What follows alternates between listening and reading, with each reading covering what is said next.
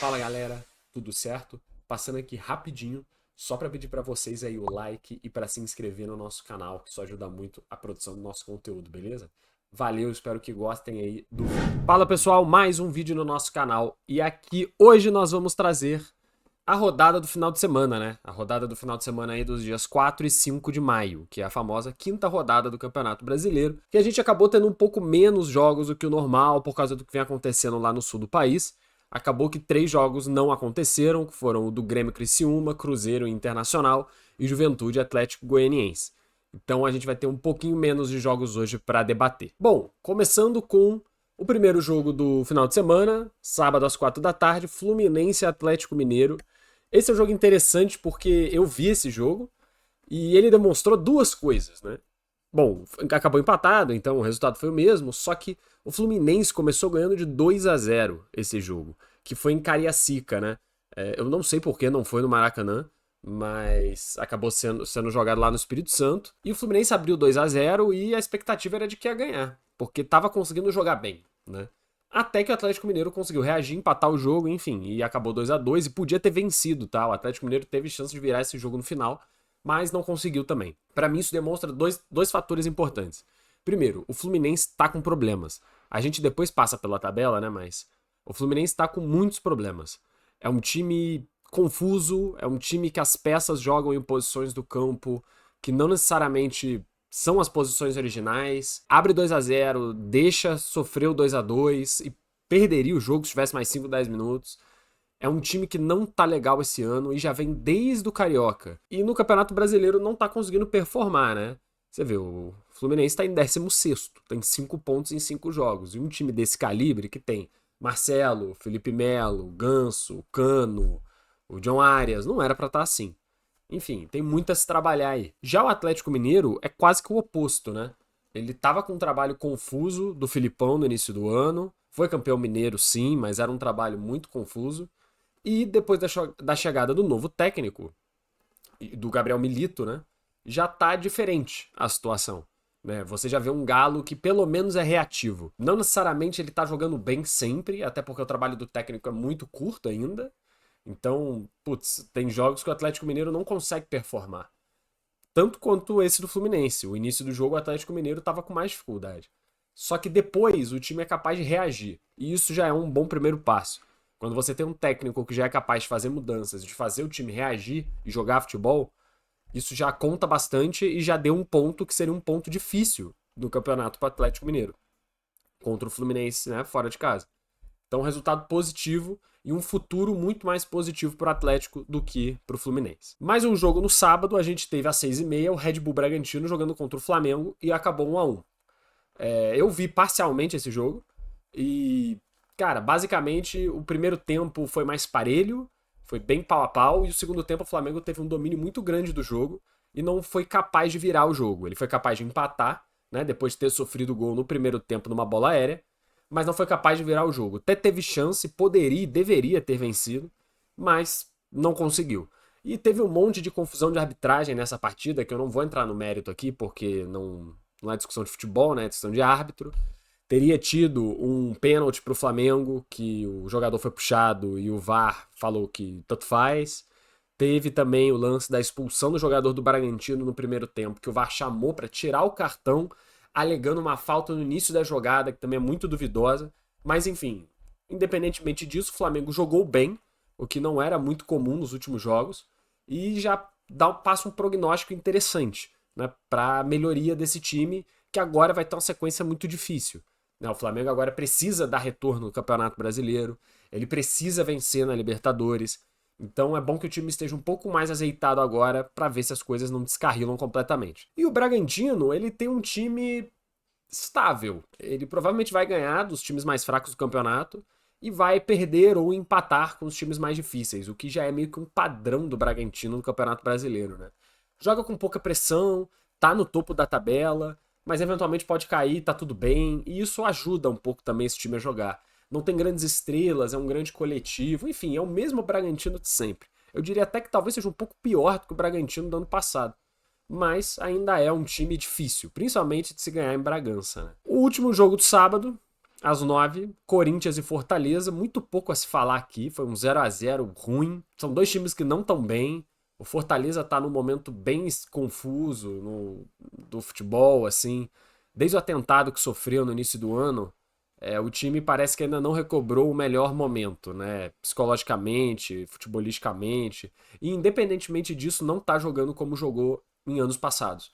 Então esse é um ano confuso do Fortaleza e eu acho que vai ser muito pautado por muita dedicação, mas pouca efetividade, como já foi, né? Mesmo tendo ganhado do Boca Juniors outro dia, mas também o Boca Juniors não é mais parâmetro pra quase nada, né? Já o Corinthians segue uma linha parecida, ele tá tentando melhorar. O Corinthians tá tentando sair da draga que se enfiou novamente, né? Tá com um problema político, tá o diretor de futebol foi demitido, enfim, tá confuso os bastidores do Corinthians, de novo, né? Não é a primeira vez esse ano. E o time não tá conseguindo jogar bem também. Tá com o novo técnico, entre aspas, né? Porque ele já tá há um bom tempo. E não engrenou. Porque o problema não é exatamente só o técnico. O problema são os jogadores que o Corinthians tem, né? E isso não tem muita solução. É um time que também é aguerrido, um time que luta muito para conseguir os resultados, mas falta qualidade técnica. E a disputa do Corinthians vai ser na parte de baixo da tabela esse ano. E esse jogo demonstra isso. Ele jogou contra um time ruim, do time de Fortaleza hoje, em casa, e não conseguiu fazer nem um golzinho que seja. Então a gente já vê que o Corinthians também não tá exatamente no seu melhor momento, e não tá passando bons prognósticos pro futuro também não. Domingo, a gente teve mais 4 jogos. 2 jogos às 4, São Paulo e Vitória, e Atlético Paranaense e Vasco. São Paulo e Vitória foi 3-1 pro São Paulo. É um jogo que começou bem disputado também. O Vitória tentou fazer um jogo legal lá, né, lá no Barradão, lá na Bahia, só que não conseguiu. Teve uma expulsão relativamente no início, que também é bem duvidosa, mas na minha opinião era para expulsar mesmo. Mas isso prejudicou muito o jogo do Vitória, que já é muito pior do que o São Paulo, né? E acabou que aí descarrilou, o São Paulo conseguiu abrir o placar, o Vitória até buscou o resultado, só que aí depois 2-1, 3-1 e o Vitória não teve nenhuma força para fazer frente ao São Paulo. São Paulo que é um time que também é bem mais ou menos. É um time confuso, é um time com técnico novo, tá tentando se encontrar. Esse é um resultado bom porque foi na Bahia. Se fosse no Morumbi, seria um resultado óbvio. Mas como foi fora de casa, ganhar do Vitória, beleza, legal. Só que o Vitória tem um ponto.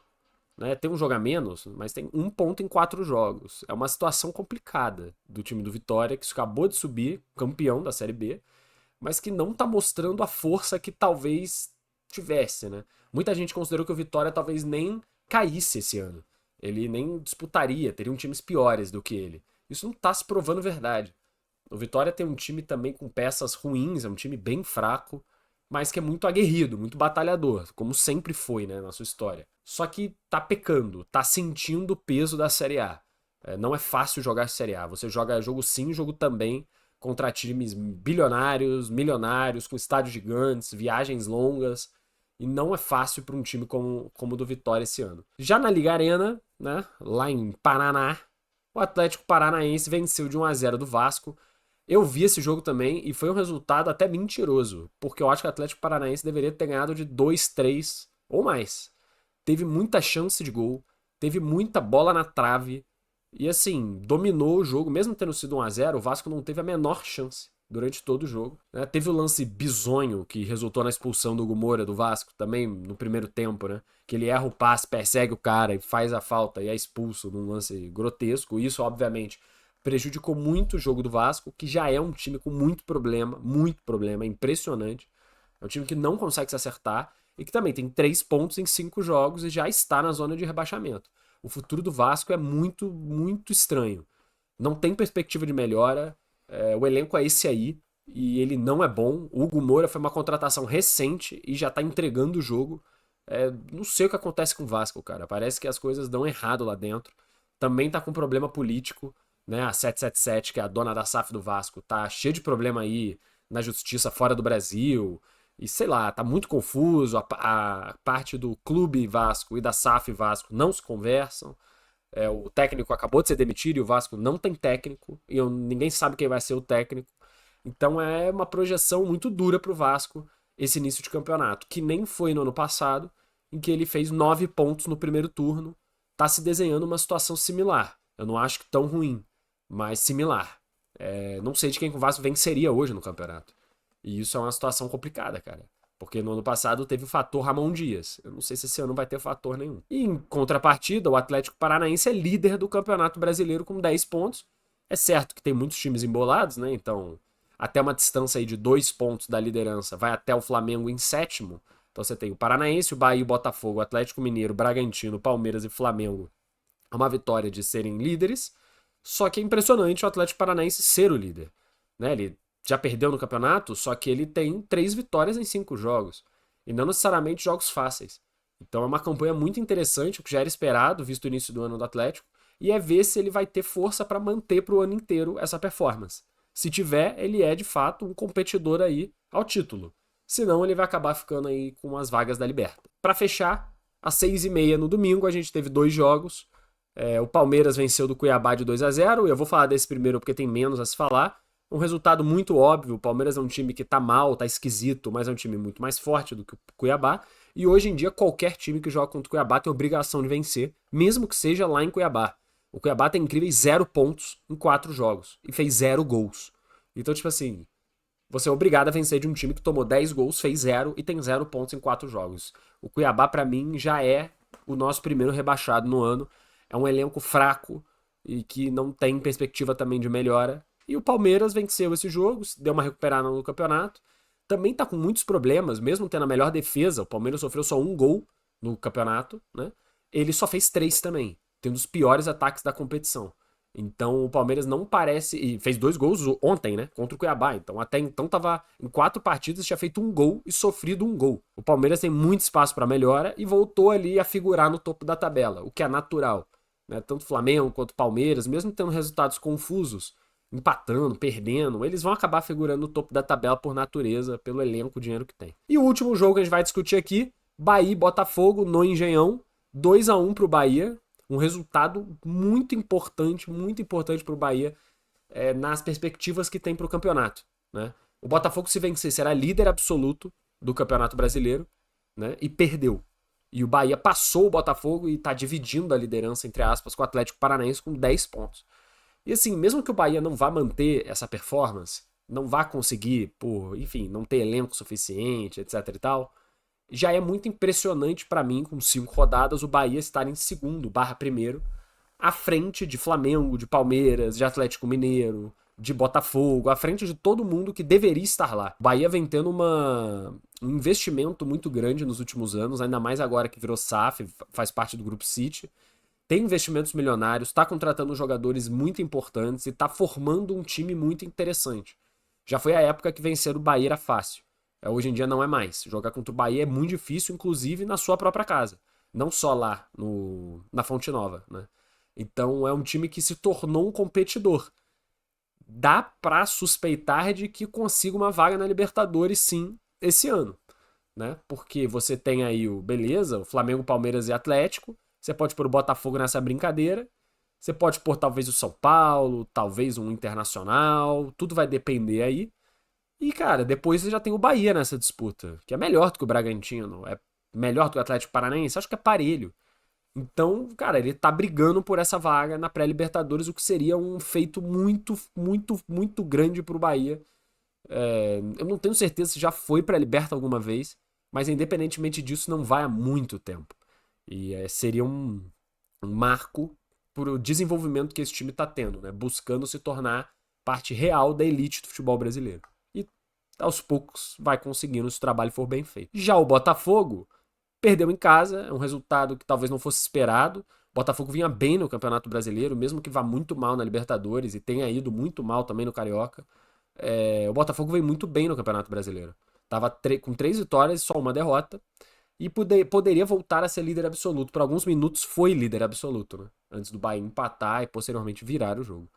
Mas vem fazendo um bom ano também a partir de agora, com um novo técnico. Ele é meio maluco, o técnico do Botafogo.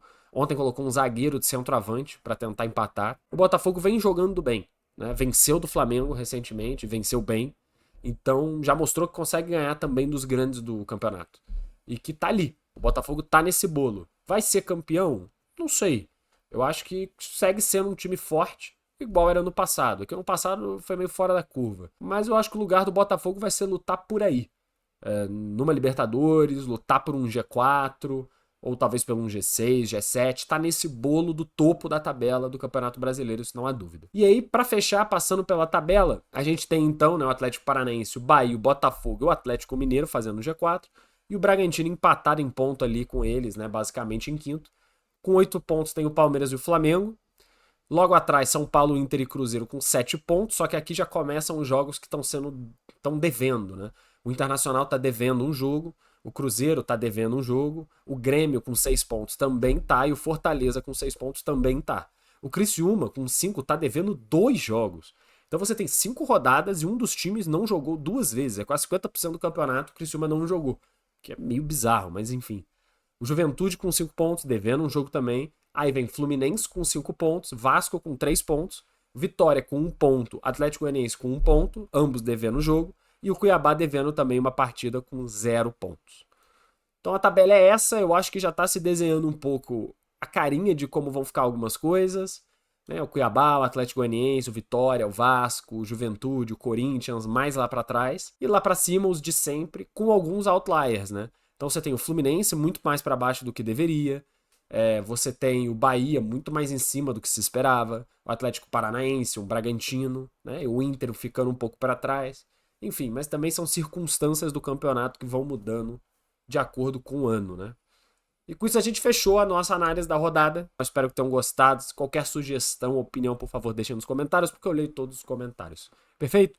Muito obrigado e boa segunda-feira a todos.